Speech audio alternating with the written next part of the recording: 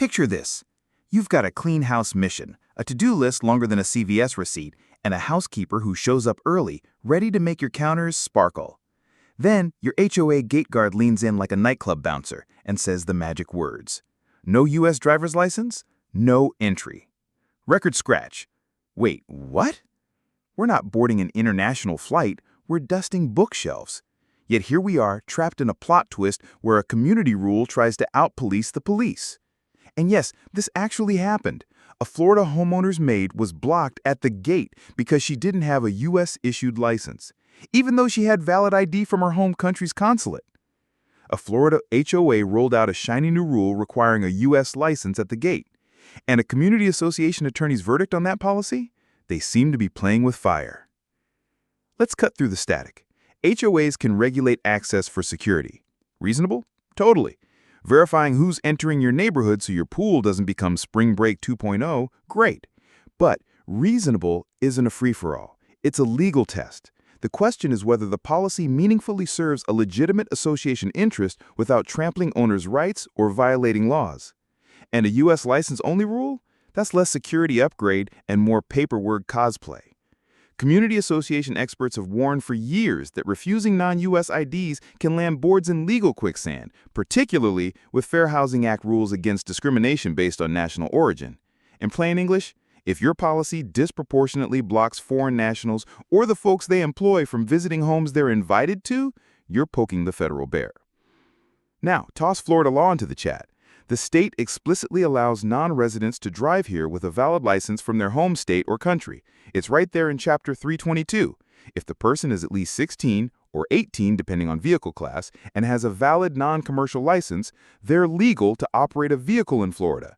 No U.S. license required. That's the actual transportation law, not a neighborhood vibe check. So a policy that says only U.S. licenses count at our gate isn't just tone deaf. It's out of step with the legal reality on Florida roads. But we're just being careful, says the board that Googled security once.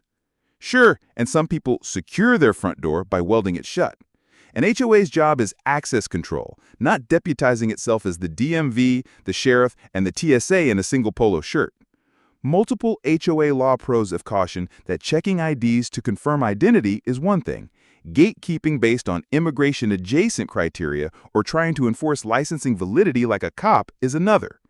Even experts who've seen communities ask for driver's licenses say you should stop at identity confirmation, not escalate into license status patrol.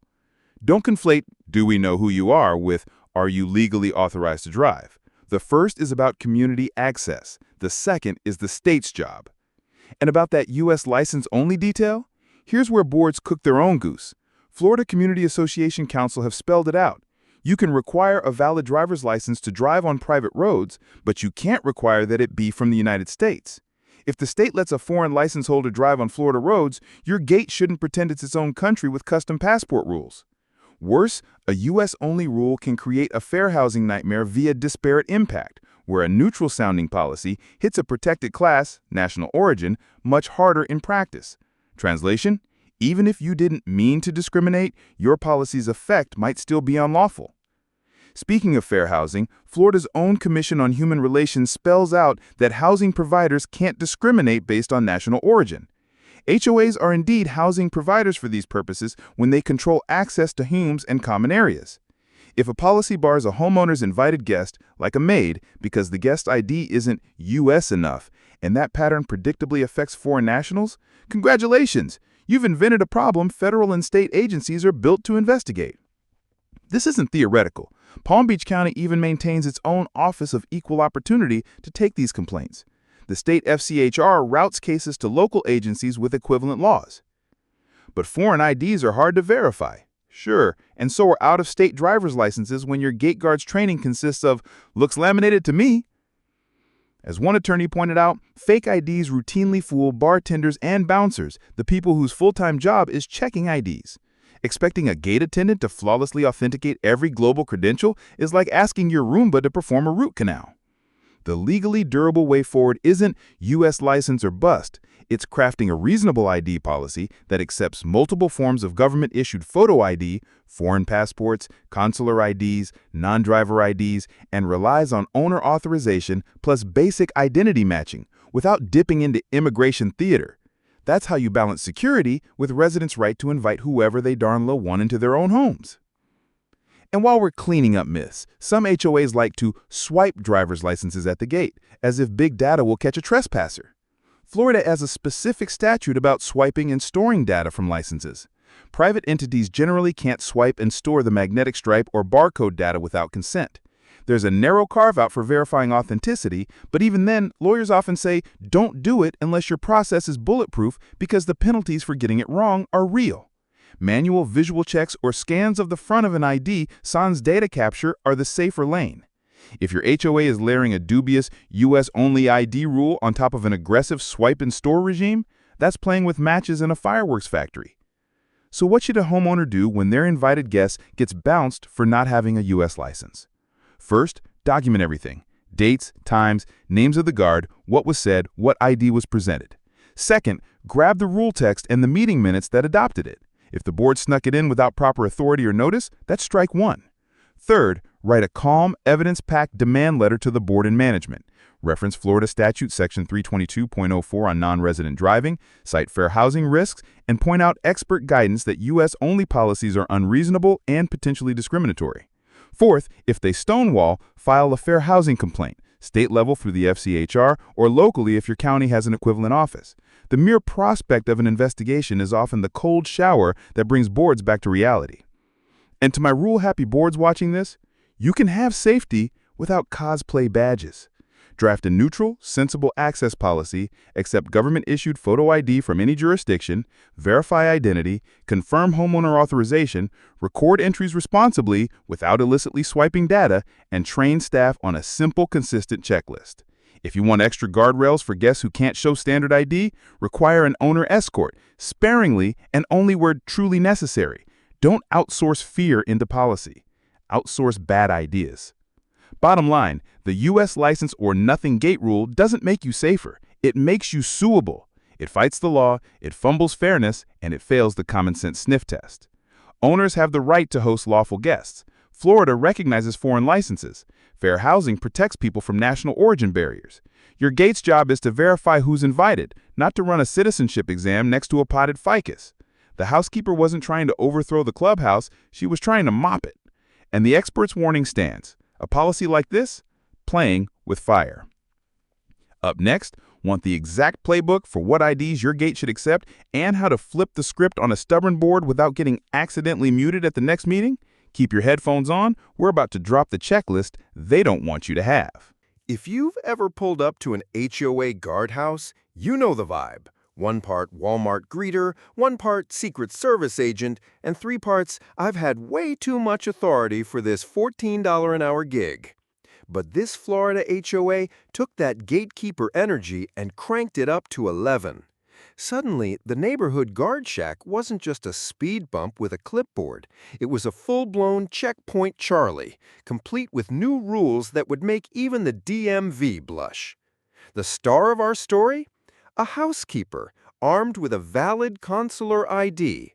Not a fake ID, not something scribbled in crayon on the back of a pizza box, a legitimate government-issued card. She's cleared to work, invited by the homeowner, and fully identifiable. But to the HOA? Nope, wrong paperwork. They didn't want just ID, they wanted a U.S. driver's license. Anything else? Take a hike.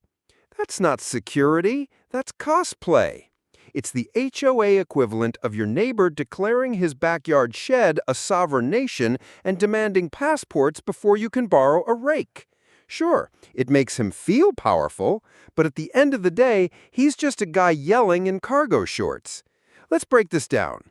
What's the actual purpose of gatekeeping? It's not to make sure every visitor could legally rent a Hertz car. It's to verify identity and confirm the homeowner authorized entry. That's it. That's the job.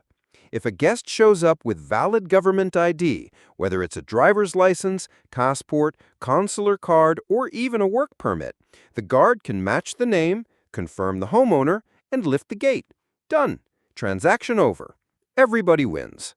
But no. Somewhere in an HOA board meeting, someone decided U.S. licenses only, probably followed by a smug nod, a sip of lukewarm coffee, and a motion to adjourn. And just like that, the gate transformed from a speed bump into a wall of bureaucracy. And let's not pretend the impact is neutral, because who's most likely to get tripped up by this rule? Not your cousin from Ohio, not your buddy visiting from Texas. It's foreign nationals, workers, guests, and yes, housekeepers, people who may not have a U.S. license, but have every legal right to be there. That's where gatekeeping slides from overly cautious into uncomfortably discriminatory. And the law notices. Here's the kicker. Florida law itself laughs at this HOA's rule. Non-residents are allowed to drive in Florida with their foreign driver's licenses. It's explicitly written into the statutes. So, on the actual roads of Florida, this Maid's ID was fine. But somehow the HOA's private asphalt demanded stricter paperwork than the state highway system? That's like requiring a tuxedo to walk into Taco Bell. Sure, you can set that rule, but don't act shocked when people laugh, and maybe sue you. This is what happens when HOAs forget their communities, not kingdoms. They think access control means inventing arbitrary barriers to entry, like an exclusive nightclub with no DJ, no bottle service, and no fun, just a laminated sign-in sheet and a guard who suddenly thinks he's an ICE agent.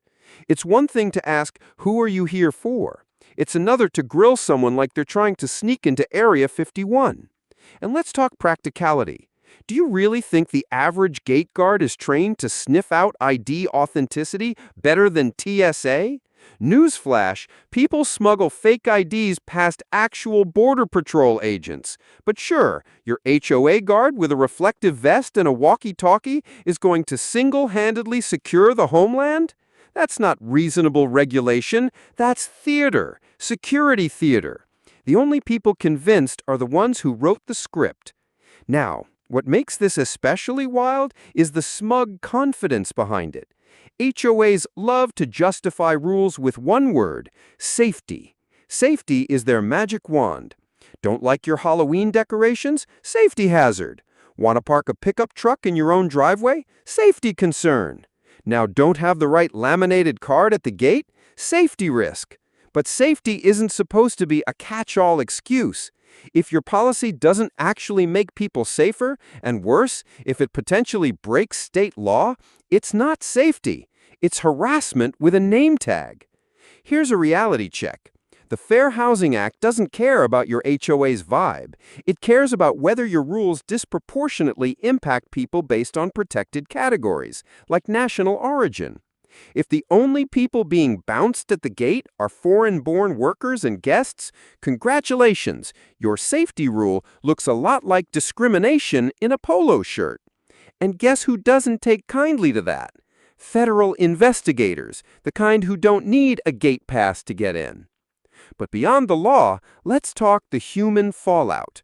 Imagine being that maid, showing up to do your job, ID in hand, only to be told you're not valid enough for entry. Imagine being the homeowner, paying HOA dues, only to be told you can't decide who gets to step foot on your property. That's not community management, that's power tripping. And in HOA land, power tripping is like mold. Once it takes hold, it spreads. Neighbors start whispering, "Did you hear about the rule at the gate?" Some laugh, some roll their eyes. Some wonder if their relatives visiting from abroad will be next. And just like that, the HOA earns its crown jewel reputation, the neighborhood busybody turned corporate overlord. What could have been a simple moment of "show ID, enjoy your day" became an HOA headline, a lawsuit waiting to happen, and a meme in the making. That's the definition of gatekeeping gone wild. Rules that don't make life better, just harder. And for what? Bragging rights at the next board meeting? The irony is, actual criminals aren't showing up at the gate with half-baked consular IDs hoping to clean someone's kitchen. They're not standing in line, hoping a guard will wave them through. They'll jump a fence, fake a call, or slip in behind someone else's car. So who really pays the price for this nonsense rule? Ordinary people, workers, homeowners, the very people HOAs are supposed to serve. So here's the punchline. HOAs love to act like they're fortresses, but when the walls they build are made of arbitrary rules instead of actual security, they're not fortresses, they're farces. And this Florida HOA turned their guard shack into the hottest comedy club in town, where the punchline is always on them. But wild gatekeeping is just the beginning. If you thought the ID rule was absurd, wait till you hear what the law actually says and why experts think this HOA might have just walked themselves straight into legal quicksand.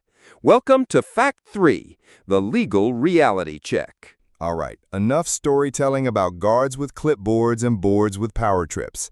Let's pull the emergency brake and ask, is any of this even legal? Because while HOAs love to pretend they're the Constitution, Supreme Court, and FBI rolled into one, the law tends to disagree. And in this saga, attorneys and legal experts are practically waving red flags like they're directing traffic at a Taylor Swift concert. First things first, Florida law. It's not subtle, it's not buried in footnotes, and it's not written in invisible ink. It straight up says that if you're a non-resident, you're allowed to drive in Florida with your valid foreign driver's license. Period. You don't need to do a handshake with the governor, you don't need a U.S. stamp of approval, you don't even need HOA Karen's blessing. If you've got a valid license from your country and you're legally in the state, you can operate a car. End of story. So when an HOA turns around and says, sorry, we don't recognize foreign licenses, U.S. only, what they're really saying is, we know better than Florida law itself. That's like declaring your cul-de-sac exempt from daylight savings or deciding the neighborhood pool is now a sovereign embassy. Cute in theory, illegal in practice. Now enter the experts. HOA lawyers and community association pros who've seen it all. Their verdict? This policy isn't just overreaching, it's potentially illegal. Why? Because HOAs do have broad authority to make reasonable rules, but that key word is doing a lot of heavy lifting. Reasonable means the rule serves a legitimate purpose, applies fairly, and doesn't stomp all over higher law. And a U.S. license-only rule, it flunks all three. Strike one. It doesn't serve its stated purpose. If the purpose is security, then any government-issued photo ID should do the trick. A consular ID, a passport, even a green card. They all confirm who the person is. Requiring a U.S. driver's license doesn't make the neighborhood safer, it just shrinks the list of acceptable guests. That's not security, that's arbitrary gatekeeping in khakis. Strike two, it's not fair. Who does this rule affect most? Not locals, not snowbirds from Ohio. It disproportionately hits foreign nationals and immigrant workers. Translation, it's a backdoor way of excluding people based on national origin, which brings us to strike three. It brushes dangerously close to discrimination. The Fair Housing Act doesn't just prohibit a landlord from saying no foreigners allowed. It also bans policies that create a disparate impact, meaning a rule that seems neutral but ends up excluding people in a protected class. And national origin is right there on the list. If your gate policy means Juan the housekeeper with a consular ID can't enter, but Jim the plumber with a U.S. license waltzes right in, you've got yourself a fair housing problem. And federal housing investigators love nothing more than an HOA that hands them an easy case. And this isn't hypothetical. Attorneys have gone on record saying rules like these are playing with fire. Not in the cute like don't run with scissors way, but in the here comes a lawsuit and possibly a HUD investigation way. And trust me, the last thing your HOA board wants is to be on the receiving end of a fair housing complaint. Not only can they lose, but they can also get hit with fines, legal costs, and mandatory training sessions that'll make them wish they'd stuck to enforcing lawn heights. But wait, there's more. Florida's own statutes on homeowners associations spell out that boards can't adopt arbitrary or unreasonable rules that interfere with an owner's right to use their property. And let's be honest, if a homeowner can't even invite their own maid in because the gate's suddenly acting like it's ICE headquarters, that's a clear interference. It's not the board's job to police who's allowed into your home if you've already given permission. Their job is to manage common areas, not micromanage your life like a suburban big brother. Legal experts also point out a subtle but juicy angle: liability. Imagine for a second that the maid had been denied at the gate, decided to scale the fence because people are resourceful, slipped, and got injured. Suddenly, the HOA isn't just discriminatory, it's liable. By creating an unreasonable barrier to entry, they open themselves up to negligence claims, on top of fair housing and statutory violations. That's not just legal quicksand, that's quicksand with sharks in it. And let's not forget about optics. Legal battles aside, courts love looking at intent. If your policy is written in a way that seems to single out foreign nationals, even accidentally, you're going to have a bad time. A judge isn't going to sit there and applaud your HOA for really caring about IDs. They're going to ask, why did you exclude valid government-issued IDs? What legitimate purpose did it serve? Why did you think your guardhouse was more competent than the DMV? And when your answers are, because safety, well, congratulations. You just lost the case, the neighborhood's respect, and probably your seat on the board. But the legal reality doesn't stop there. Florida has privacy laws that limit what private entities can do with ID data.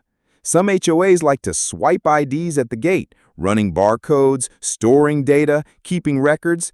But state law is pretty clear. You can't just hoard personal information from IDs like a squirrel with acorns. If your HOA is requiring U.S. licenses and swiping them, that's not just discriminatory, it's potentially unlawful data collection. Double whammy. So let's recap. Is the U.S. license-only rule legal? Experts say no. Does it violate state driving laws? Yep. Could it open the HOA up to Fair Housing Act trouble? Absolutely. Does it make the neighborhood any safer? Not one bit. So what does it accomplish? Besides making homeowners furious, guests humiliated, and board members look like wannabe border agents? Pretty much nothing. And here's the kicker. None of this had to happen. HOAs could have just required valid government-issued photo ID. Simple, fair, legal. That phrase covers U.S. licenses, foreign licenses, passports, consular cards, anything that proves who you are. It keeps the gate functional without playing immigration light. But no, this HOA had to flex. And in flexing, they tripped over the law, stomped on fairness, and turned their guard shack into a legal booby trap. Here's the core conflict in this whole saga. Who actually gets to decide who comes into your house? If you said, me, the person paying the mortgage, the taxes, and the HOA dues, congrats, you're sane. But if you ask the HOA board, the gate guard, or the Karen who keeps calling code enforcement on your lawn gnomes, the answer is, we do. Always us, forever. And that, right there, is where HOA overreach goes from mildly annoying to legally questionable. Because under Florida law and basic property rights everywhere, the homeowner is the boss of their castle. You get to invite your family, your friends, your plumber, your pizza guy, or your maid with a consular ID. As long as that guest isn't breaking laws, they're good. The HOA doesn't own your guest list. They don't get to run auditions at the gate like it's American Idol. Yet here we are, with an HOA treating a homeowner's invited maid like an unverified threat. Think about the absurdity. The owner literally said, yes, this person is supposed to be here. The maid shows valid ID, and the HOA still goes, not the right ID. That's not security, that's arrogance wrapped in a laminated badge. Let's pull out the receipts. Florida Statute Section 720.304. It says homeowners have the right to peaceably assemble, invite public officers, candidates, or guests to speak, and use the common areas. In other words, homeowners' rights to invite guests are protected, and no board has the authority to override that with arbitrary paperwork rules. If a board policy interferes with a homeowner's ability to use their property, courts have called that unreasonable. And unreasonable rules? They don't survive legal challenges. Here's an analogy. Imagine inviting a babysitter to your house. You're at the front door, waving them in, but the HOA security shack says, sorry, unless you show us a Florida driver's license, you can't watch this kid. What's next? Blocking your Amazon driver unless he produces a U.S. birth certificate? Shutting down grandma because she only has a passport? This is less community association and more comedy sketch. And homeowners know it. That's why so many have fought back in court.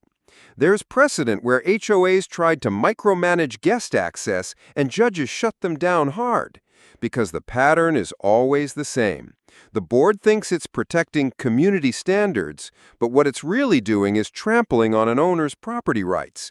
Your home isn't just your biggest asset, it's your legal fortress. If you want your maid inside to mop the floors, the HOA has no authority to say only if she carries the ID we like. This is where the term power play becomes so accurate. HOAs don't adopt rules like this for actual safety. They do it to flex, to remind you who's boss, to remind you that even though you pay dues, they're the gatekeepers. It's not about keeping criminals out, it's about keeping control in. And nothing proves that better than a homeowner being overruled on their own guest list. But here's the fun twist. Power plays backfire, because every time a board tries to push a rule that restricts owners beyond reason, they expose themselves legally. Lawyers love cases like this. They'll argue that the HOA's policy is an unreasonable restraint on alienation, fancy words for you can't stop someone from freely enjoying and using their own property. Judges don't like it when mini-governments invent their own ID requirements. And even if the HOA wins in some kangaroo hearing, the public relations hit is brutal. Nobody wants to be known as the community that kicked out a maid for not having the right plastic card. And speaking of PR, imagine being the homeowner in this story. You've invited your housekeeper, someone you trust, someone you pay, and she stopped at the gate like a trespasser. Now you're stuck arguing with security, calling board members, maybe even taking time off work just to fight for something you shouldn't have to fight for, the right to decide who cleans your countertops. That's not just frustrating, it's humiliating. It's the HOA telling you your judgment doesn't matter, only ours does. Let's zoom out a second. This isn't really about licenses, it's about control. The HOA already controls what color you can paint your shutters, how tall your grass can be, whether you can park your truck in the driveway, and now they want to control who you let into your own home. That's the slippery slope, and that's why homeowners push back so hard when boards cross this line. Because if you let them win here, what's next? A permission slip for Thanksgiving guests? A DNA test for your dog walker? A dress code for your visiting relatives? Laugh now, but HOAs have done worse. Here's where homeowners can fight back. First, know your rights. If your HOA policy interferes with your ability to invite guests, you've got legal ammo. Second, document every denial. The more proof you gather, the stronger your case if this ends up in mediation or court. Third, remind the board of their fiduciary duty. They're supposed to act in the best interest of the community, not their own egos. Blocking a maid because she lacks a U.S. ID doesn't protect the community, it embarrasses it. And finally, don't underestimate the court of public opinion. Stories like this explode on social media because they're so absurd. Nothing makes an HOA look worse than acting like a wannabe ICE agent at the guard shack. And nothing unites neighbors faster than shared outrage at board stupidity. Today it's your maid, tomorrow it's someone's grandmother. Sooner or later, everyone realizes they're next, and that's when the board learns a tough lesson. Power plays can spark rebellions. So let's call this what it is. The HOA wasn't protecting safety, they weren't enforcing reason, they were hijacking a homeowner's right to control their own property, all for the thrill of playing sheriff. And in doing so, they crossed the line from annoying to legally indefensible. And if you thought this was just about one unlucky maid, think again. Rules like these don't just trip up individuals, they create systemic messes that ripple across communities. Let's talk about what happens when ID policies start crossing the line.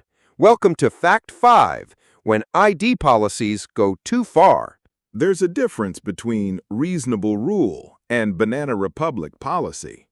Unfortunately, some HOAs never got the memo.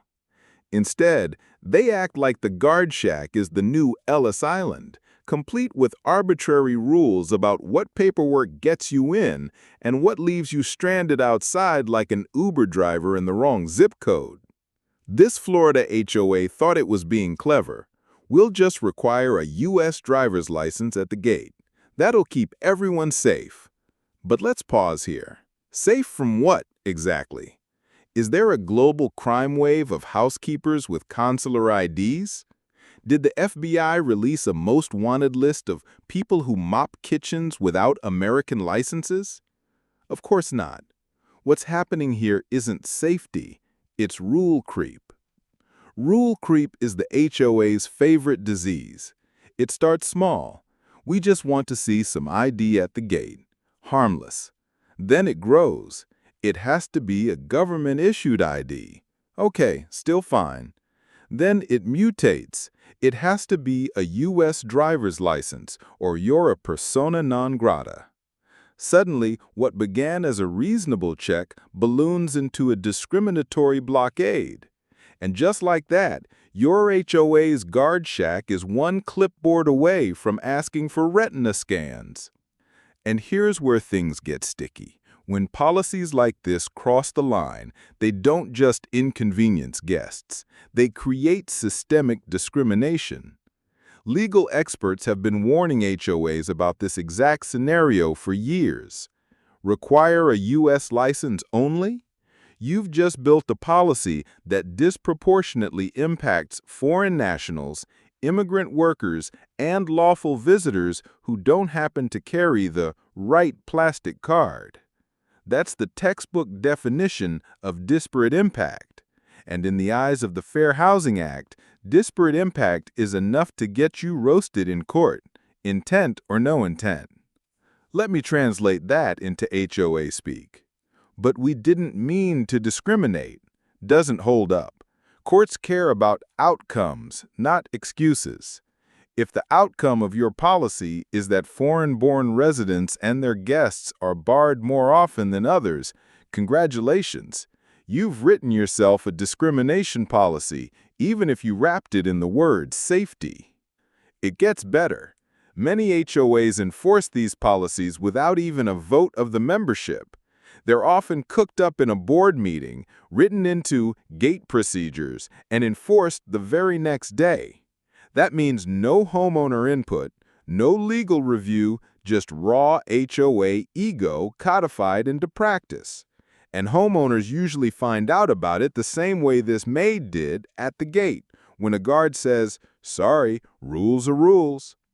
Now let's talk optics, because even if this rule somehow skated past a judge, spoiler, it wouldn't. It fails the PR test instantly. Picture the headlines.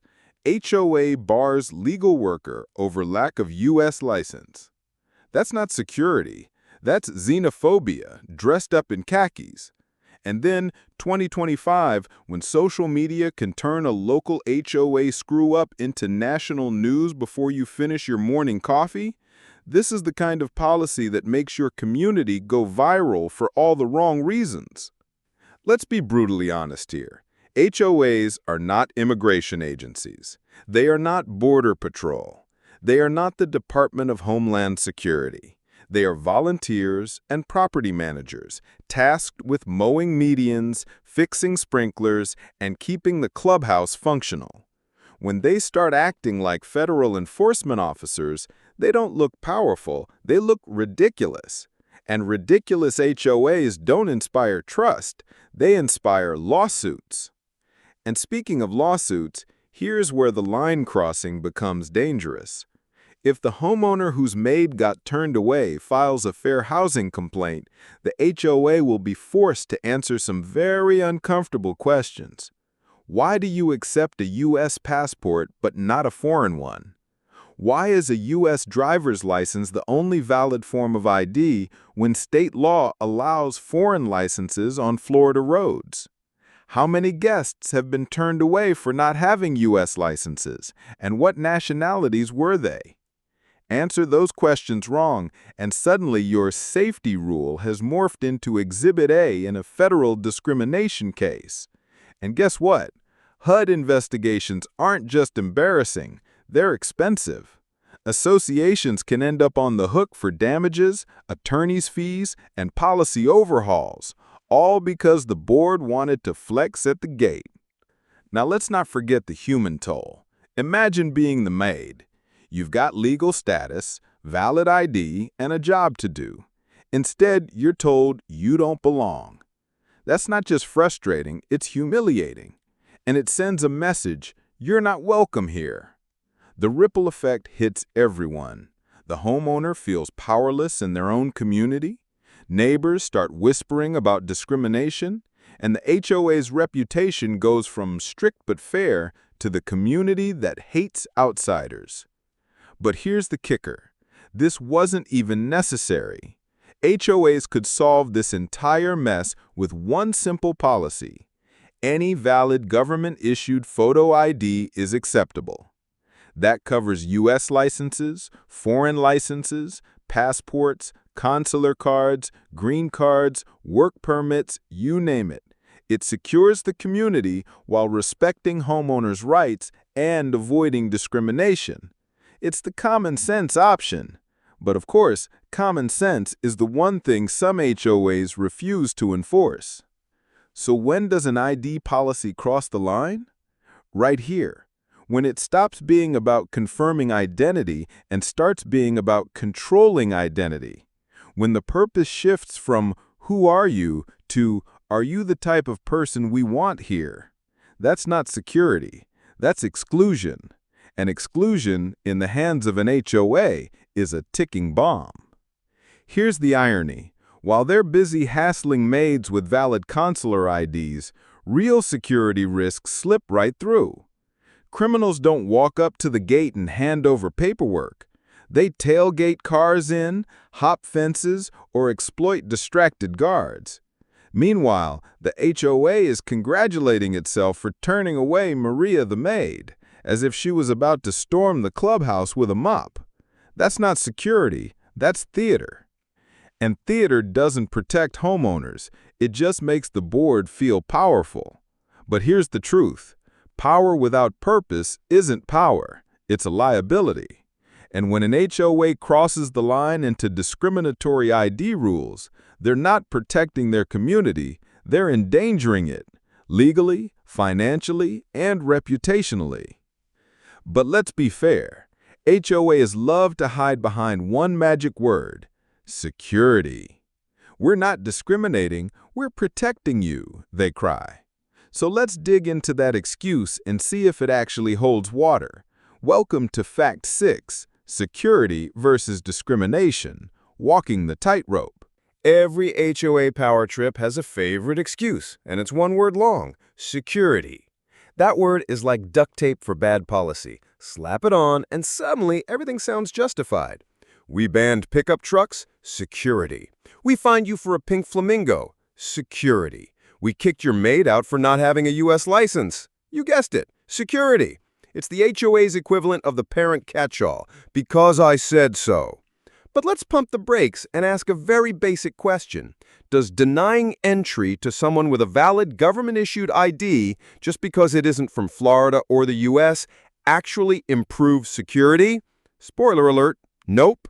It's like locking your front door but leaving all the windows wide open. Looks good on paper, but in practice, it's just theater. And that's where the tightrope comes in. HOAs do have legitimate authority to regulate access to their communities. Nobody's saying gates and guards are pointless. People pay good money to live behind them. The whole idea is peace of mind. Fewer random cars, fewer solicitors, fewer strangers wandering around pretending they're just looking for the clubhouse. But that authority isn't limitless. There's a legal and moral tightrope between protecting the neighborhood and discriminating against people who don't fit a certain mold. Let's look at the security argument closely. A valid consular ID, a passport, or even a foreign driver's license, all of these are government-issued, photo-bearing, verifiable documents. They prove identity just as well, sometimes better, than a U.S. driver's license. So why exclude them? Because the guard shack isn't trained to recognize them?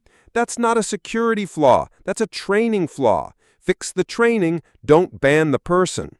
Here's an analogy. Imagine a nightclub bouncer saying, "Sorry, we don't recognize Canadian passports. Only New Jersey licenses count."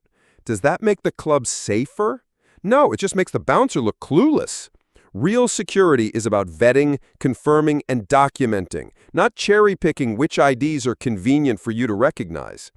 Now let's talk about discrimination, because this is where HOAs wobble off the tightrope and faceplant. A rule that only allows U.S. licenses doesn't sound discriminatory at first until you realize who it affects. Who doesn't usually have U.S. licenses? Foreign nationals, immigrant workers, legal visitors, people from protected groups under the Fair Housing Act. In other words, the rule is like a net that only catches certain fish. Even if the HOA swears, "We didn't mean it that way," the effect is what matters. And in the eyes of the law, effect beats intention every time. That's what makes this such a dangerous game.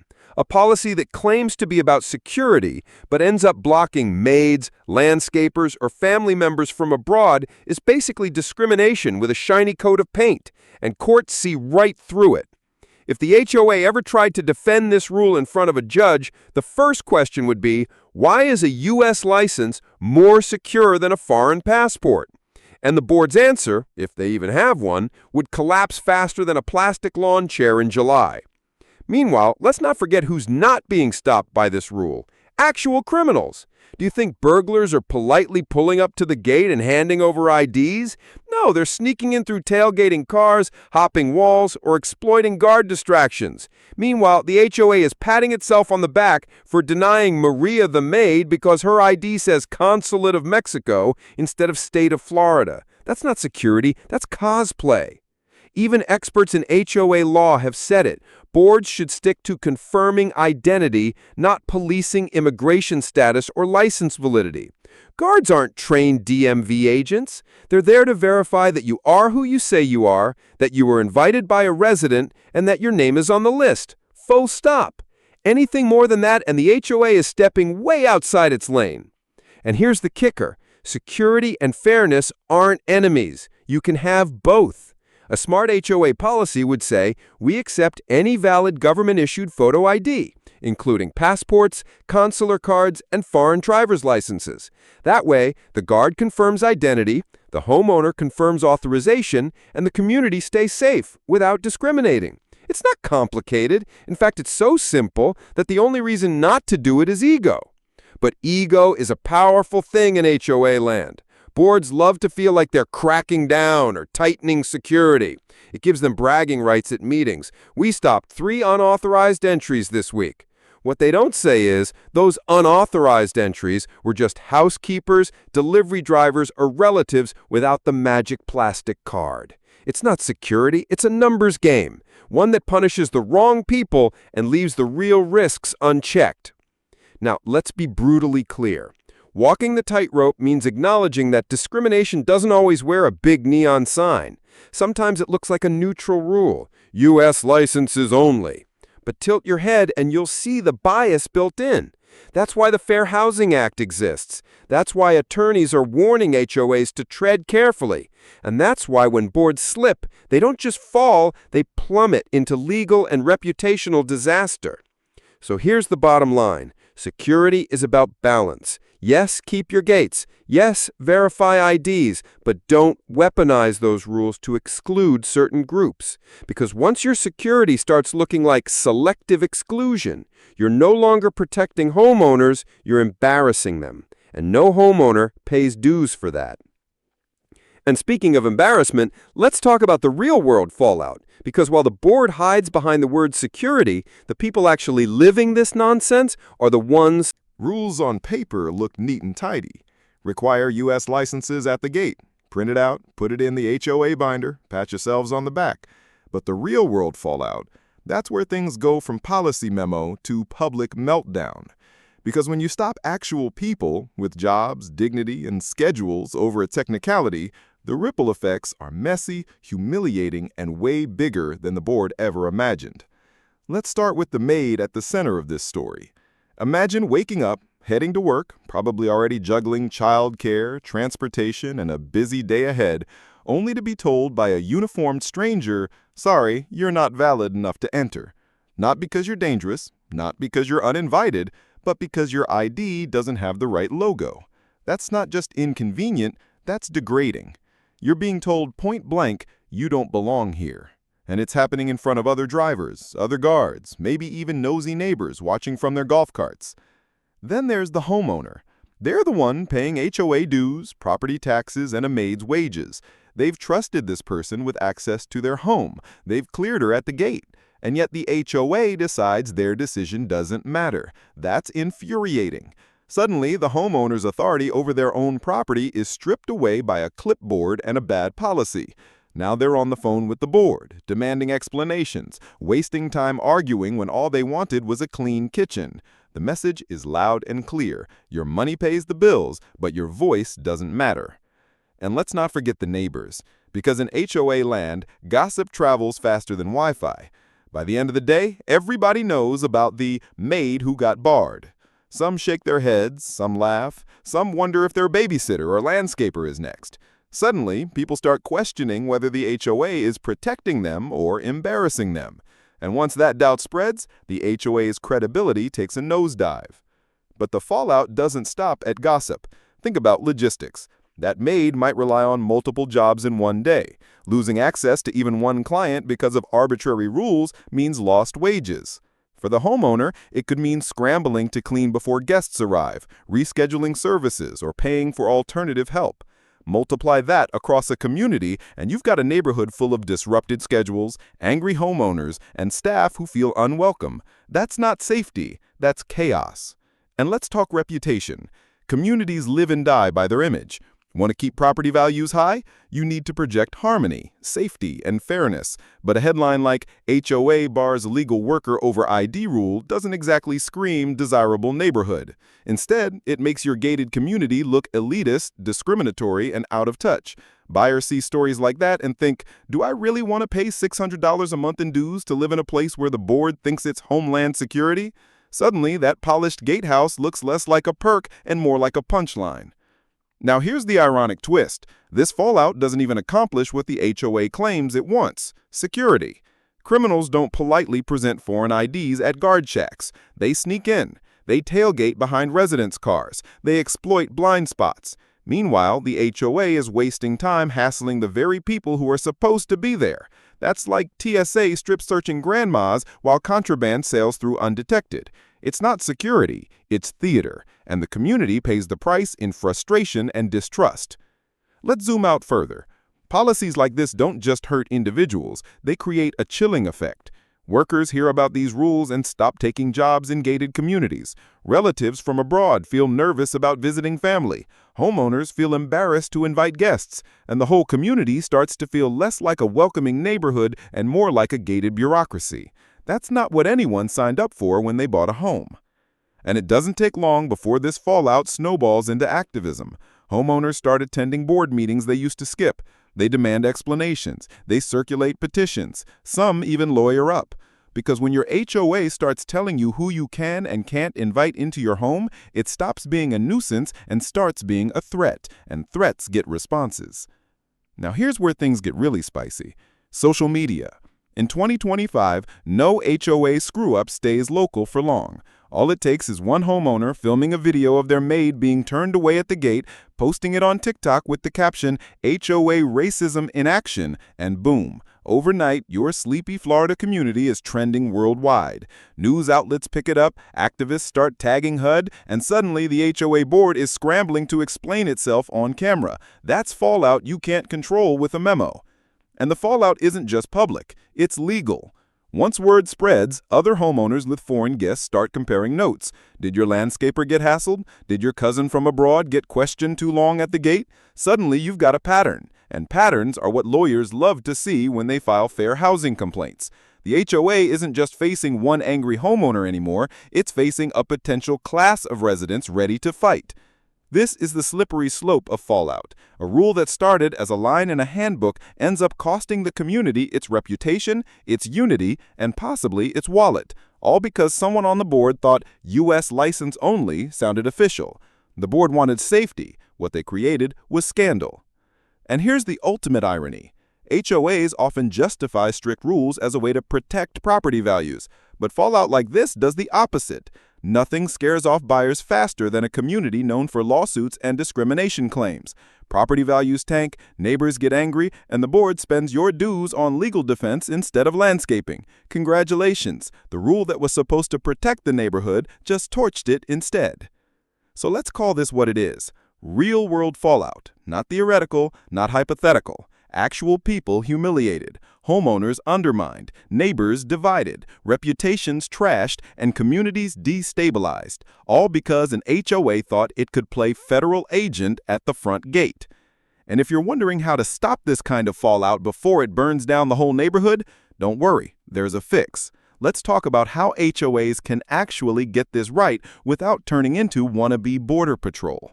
Welcome to Fact 8, how HOAs can make this right. All right, HOA board members, take a deep breath. Put down the laminated rules and regs binder, step away from the power trip, because guess what? This disaster was avoidable. Completely, entirely avoidable. All it takes is a little common sense, a dash of legal awareness, and maybe, just maybe, a reminder that you're running a neighborhood, not a border crossing. So how do HOAs fix this? Let's lay it out in a playbook so simple even the most overzealous gate guard can follow it. Step 1. Accept any valid government-issued photo ID. That's it. That's the rule. You want to verify identity? Great. Check the name, check the picture, make sure the card wasn't printed on someone's home inkjet. If it's issued by a recognized government agency, U.S. or foreign, it works. Passport? Accept it. Consular ID? Accept it. Foreign driver's license? Accept it. This instantly solves 90% of the drama, keeps the community secure, and avoids looking like you're discriminating against people based on where they were born. Step 2. Confirm authorization with the homeowner. Newsflash, the homeowner is the boss of their house. Not the board, not the guard, not Karen with the binoculars peeking through her blinds. If the homeowner says, yes, I've invited this person, that's the green light. The gate's job is to verify, not to veto. This keeps power where it belongs, with the person who pays the mortgage. Step 3. Train the guards. This is where most HOAs fail. Guards aren't DMV agents. They're not Interpol. Expecting them to authenticate every form of ID in the world with zero training is a recipe for mistakes and lawsuits. Give them a simple system. Look for government seals, look for holograms, confirm the photo matches the person, and then log the entry. Done. If a guard's only response to a consular ID is, I've never seen this before, the problem isn't the ID, it's the training. Step 4. Stop hoarding data. Some HOAs love to swipe licenses and store the info for security. Cute idea until you realize Florida law limits what private entities can do with that data. Storing magnetic stripe or barcode data without consent? Illegal. And if you're hacked, congratulations, you just leaked the personal info of everyone who's ever visited the neighborhood. The fix? Keep it simple. Log names, dates, and homeowner approvals. Don't play identity thief in the name of safety. Step 6. Write policies that pass the common sense test. Before adopting any new rule, ask, does this make the community safer, or does it just make us feel powerful? If the answer is the latter, drop it. Rules should be about function, not flexing. If your ID policy would make sense at an airport or a courthouse, great. If it would make sense only in a dystopia Netflix show, pass. Step 7. Communicate clearly with homeowners. Half the battles between HOAs and homeowners happen because boards roll out new rules like they're dropping surprise albums. Nobody knows the details until someone gets humiliated at the gate. Fix that. Send notices. Explain the rationale. Give examples of acceptable IDs. When people know what to expect, compliance goes up and drama goes down. Transparency doesn't weaken authority, it strengthens trust. Step 8. Respect fair housing boundaries. This one's non-negotiable. HOAs aren't above the law. The Fair Housing Act applies. If your rule disproportionately affects people based on national origin, race, or another protected category, it's illegal. Period. Don't argue, don't spin, don't claim safety. Respect the law or face the fallout. Boards should run every major policy through a fair housing filter. Does this rule accidentally create discrimination? If yes, back to the drawing board. Step 8.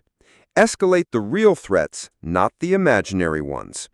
HOAs love to over-police the harmless while ignoring the real risks. Maria, the maid with a consular ID, stopped cold. Meanwhile, the delivery driver tailgating 3 cars through the gate? No problem. The fix is focus. Prioritize the things that actually threaten safety: forced entries, vandalism, unauthorized parties, not the ID logos of housekeepers. When your HOA starts acting like TSA, everyone loses. When it acts like a rational community manager, everyone wins. Step 10. Remember your job description. Boards exist to maintain common areas, enforce reasonable rules, and protect property values. They don't exist to play border patrol or immigration officer. Overstepping your lane isn't strength, it's liability. The moment you start deciding who a homeowner can or can't hire, you've crossed from management into micromanagement. And micromanagement in HOA land, that's the shortest road to lawsuits and neighbor revolts. Step 10. Embrace the golden rule of HOA life. Here it is. Would you accept this rule if it applied to your guest? If the answer is no, don't adopt it. If you'd be furious watching your own relative, friend, or employee get humiliated at the gate over paperwork, don't inflict that on others. It's not complicated. Treat homeowners with the respect you'd want if the roles were reversed. Now, will every HOA do this? Of course not. Some boards are addicted to power trips.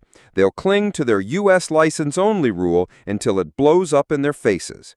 But the smart ones, the ones who actually care about the community, will fix it.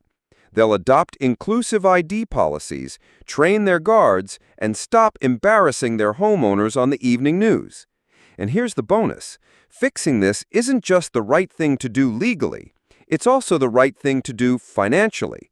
Lawsuits are expensive. HUD investigations are expensive. PR disasters lower property values. Meanwhile, a common-sense policy costs nothing and earns goodwill.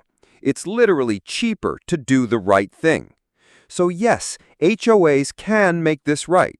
They just have to admit the obvious. The guard shack isn't the border. It's a courtesy checkpoint. Its job is to protect, not to discriminate. And the sooner boards embrace that, the sooner communities can go back to being what they were supposed to be, places people actually want to live in.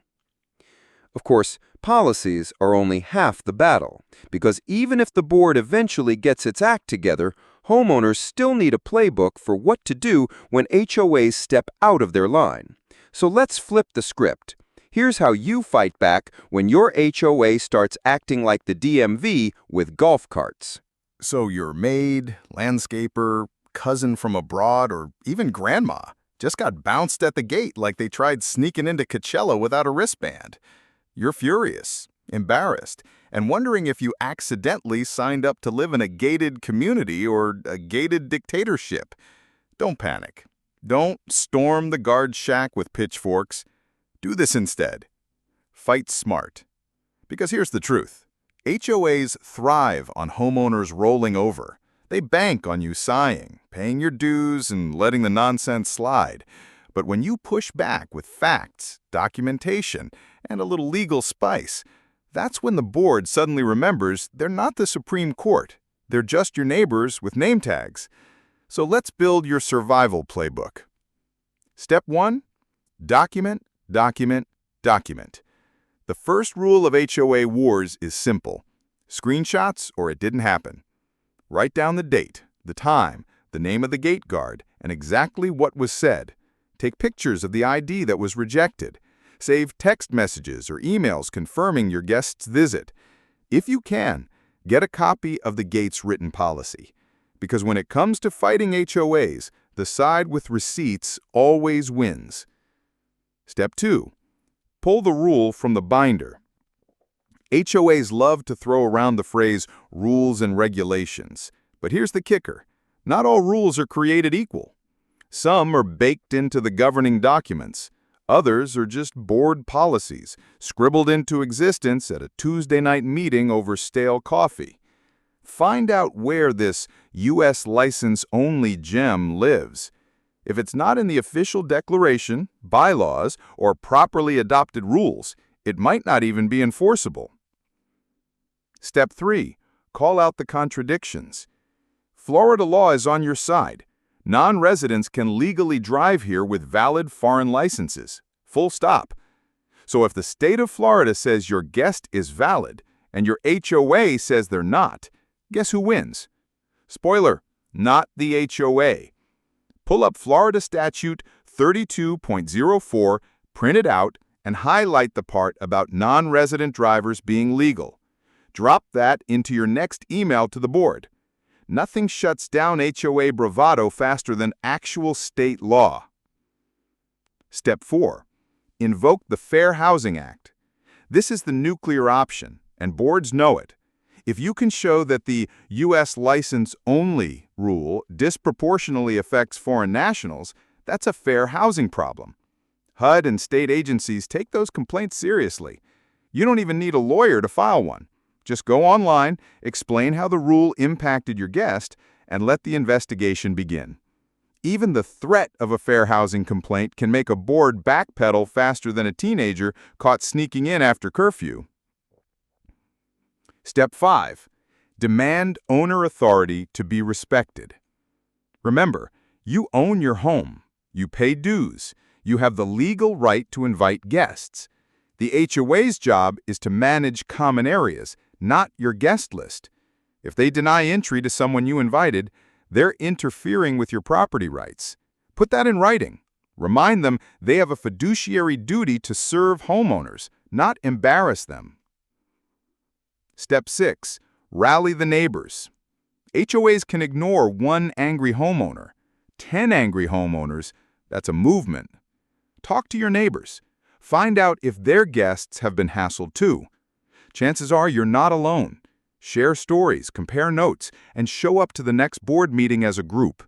Nothing rattles a board faster than a packed room of homeowners demanding change. Step 7. Use public pressure.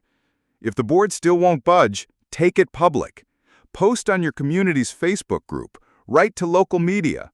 Upload a TikTok of your maid being turned away at the gate with the caption, HOA discrimination in action. In 2025, bad press spreads faster than crabgrass. And nothing motivates an HOA to change course faster than seeing their name dragged across social media feeds. Step 8. Lawyer up if you have to. Sometimes a polite letter isn't enough. Sometimes you need the magic words, "My attorney will be in touch." A demand letter from a lawyer citing Florida law and the Fair Housing Act can scare boards straight. And if it doesn't, small claims court or a fair housing complaint is your next step. Remember, the law is on your side. The HOA doesn't get to rewrite state statutes just because it wants to play immigration officer. Step 9. Push for policy change. Winning the battle is good. Winning the war is better. Don't just fight for your guest. Fight for a better policy. Demand that the board rewrite the gate rules to accept any valid government-issued photo ID. Suggest training for guards. Offer to help draft the new policy. Because the only way to stop this nonsense from happening again is to fix it at the root. Step 10. Stay calm, stay sharp, and stay petty. Here's the secret weapon: composure. The HOA wants you to lose your cool. They want you to rant so they can write you off as difficult. Don't give them that win. Stay calm, stay factual, and sprinkle in just enough sarcasm to make your point. Petty is powerful when it's backed by proof. Imagine ending a board email with, "Please advise how my maid's valid consular ID posed a greater risk to community security than the landscaping truck that tailgated in this morning." That's how you fight smart. So what happens when you follow this playbook? You win. Maybe not instantly, maybe without friction, but you put the board on notice. You remind them that homeowners aren't pawns. You protect your guests' dignity, your property rights, and your sanity. And most importantly, you show the HOA that its little power trip has limits. Because here's the truth. HOAs only get away with what homeowners allow. The moment you fight back with law, receipts, and collective pressure, the board's authority shrinks down to what it really is: a group of neighbors with a rule book, not gods with gavels. And once you fought the good fight, what's left? The bigger picture. Because this isn't just about one maid at one gate. It's about HOA power, property rights, and the limits of control. So let's wrap this saga with one final mic drop. Welcome to Fact 10, the bigger picture: why HOA power needs limits. At first glance, this whole saga looks like a quirky local squabble. One maid, one gate guard, one overreaching HOA. But zoom out, and you realize it's not just a Florida headline. It's a cautionary tale about what happens when neighborhood associations forget their managers and start thinking they're monarchs. And if you live in an HOA community, this isn't just their problem. It's yours too. Let's get real. HOAs were created with good intentions. The idea was simple: maintain the common areas, keep the grass green, protect property values. Sounds innocent enough, right? But somewhere along the line, HOAs became something else. They turned into mini governments with maximum egos. And without checks, that ego grows until you're left with exactly what we saw here: a board that thinks it has the authority to decide who's allowed into your own house. That's the bigger picture: power without limits. And history shows what happens when power goes unchecked. It spirals. Today, it's your maid can't enter without a U.S. license. Tomorrow, it's your cousin can't stay overnight without board approval. Next week, it's your holiday decorations must be pre-approved by the ornament committee. It sounds ridiculous, but anyone who's lived under a strict HOA knows it's not that far-fetched.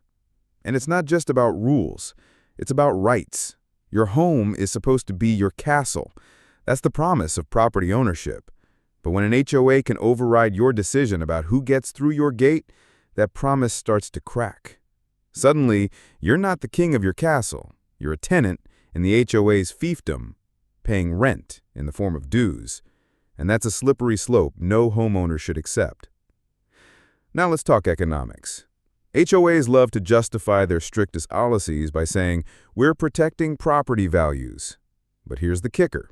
Stories like this do the exact opposite. Nothing tanks property values faster than a community known for lawsuits, scandals, and discrimination complaints. Buyers see headlines like HOA bars Maid over ID rule and think, hard pass.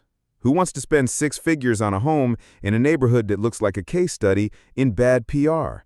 The irony is brutal.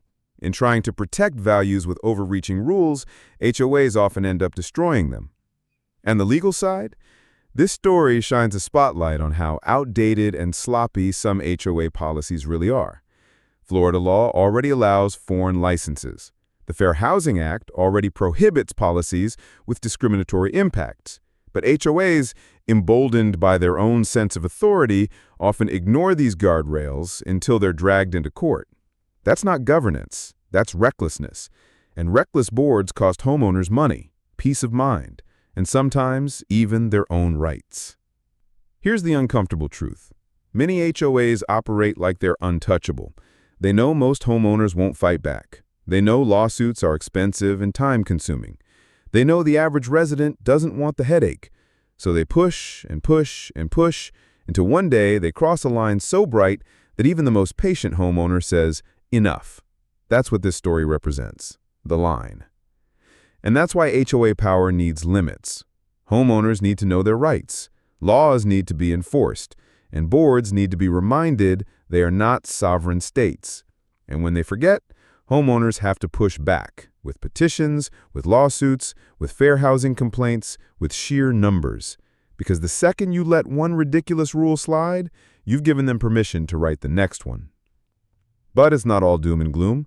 Stories like this can spark change. Legislators in Florida and beyond are already tightening HOA laws, requiring more transparency, more accountability, and more limits on what boards can do. Homeowners are organizing, sharing stories online, and realizing they're not alone in their battles. And nothing terrifies a power-drunk HOA more than a community that actually bands together. The bigger picture here is balance. Communities need rules, sure. Without them, you'd have jungle lawns, abandoned cars, and inflatable Santas left up year-round. But rules must serve the community, not dominate it. They must protect homeowners, not humiliate them. And they must respect the simple, undeniable fact that your house is yours, not the board's, not the guard's, yours. So the next time your HOA trots out a shiny new safety policy, ask the hard questions.